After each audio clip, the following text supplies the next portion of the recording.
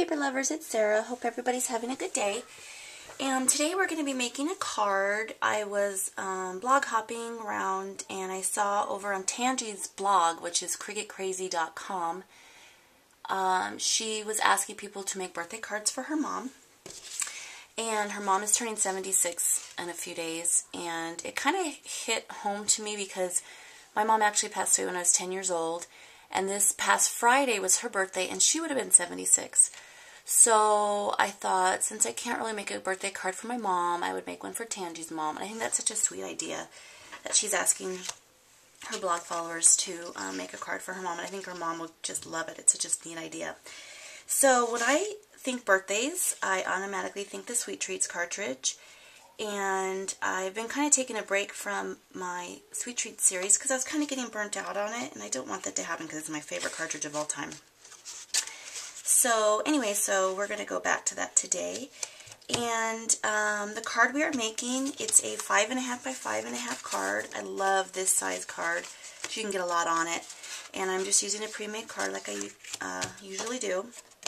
This background cardstock here is from the Die Cuts with a View Sweet Treat stack, which is a perfect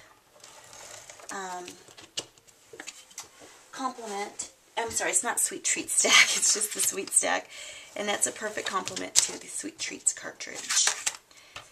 So what I've done here is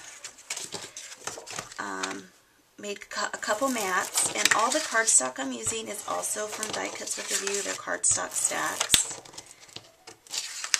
And let's see, like I said, the card base is 5.5 by 5.5, and I cut this mat 1/8 of an inch shorter all around.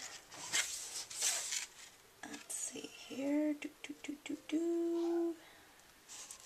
and I went ahead and did all my white stitching in advance. This card should go pretty fast today because I did a lot of prep work.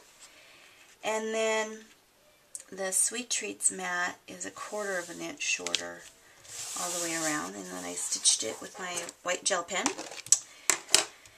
And I made this card in my Gypsy, but I went ahead and I kept the sizes true to the Cricut, so if you want to reproduce it, you can make it on your Cricut.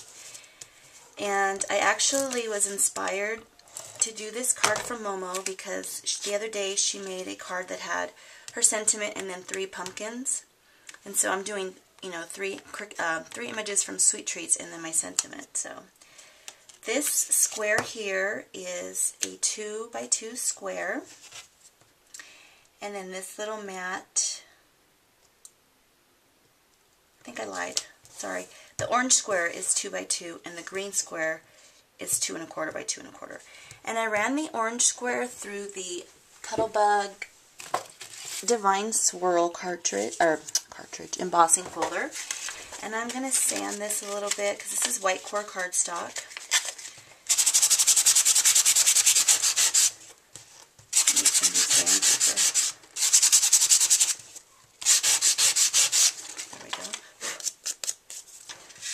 So there's one of our squares, and I should have done all the squares ahead of time, but oh well, I'll go as quickly as I can.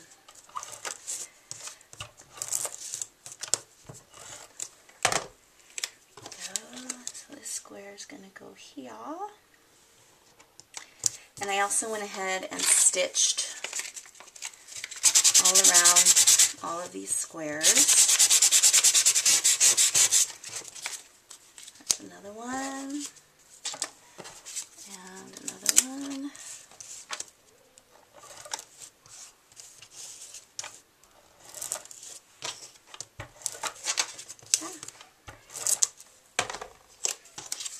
Okay, that's going to go right down there.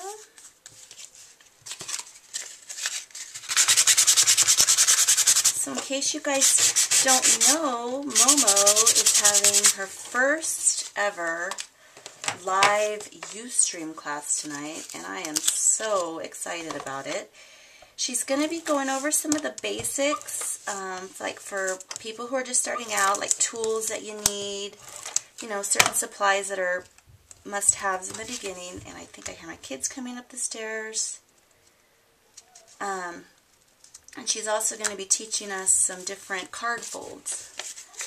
So I'm excited about that because I have a hard time thinking out of the box sometimes, and you know, I see all these different types of card folds out there, and I usually end up just making regular old cards all the time.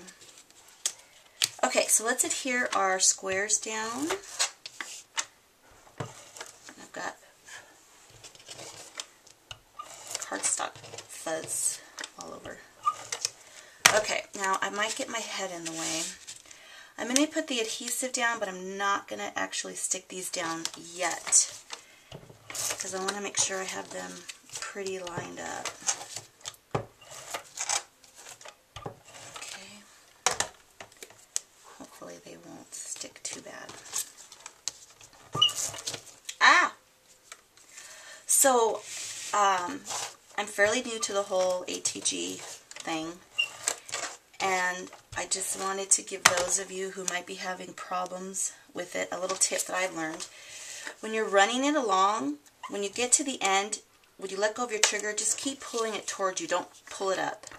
I don't know, it's like an instinct. You want to pull it up for some reason, and then it gives you trouble. But if you keep just pulling it towards you, it works a lot better. Okay, so I'm thinking I'm not going to get too crazy about lining this up. I'll just do it as best I can. I think that one right about there. I'm kind of using the lines in the pattern cardstock as a guide. So one up here. So I'm not going to press super duper hard until I'm satisfied with where they are. There we go.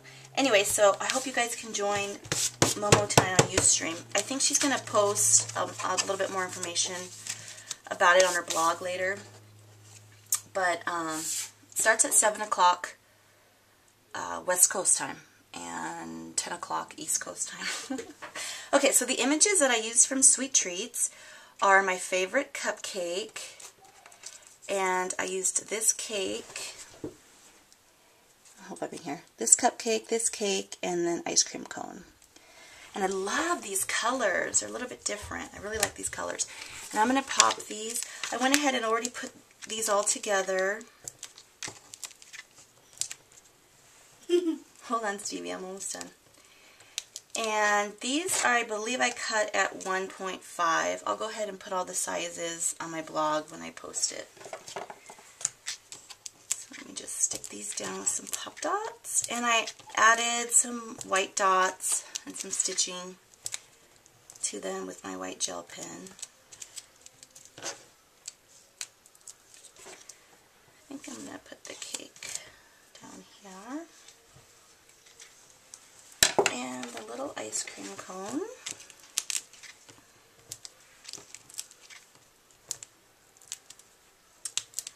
Okay. And that is going to go right there. And then my sentiment is, hope your birthday is super sweet. And I just printed that off of the computer.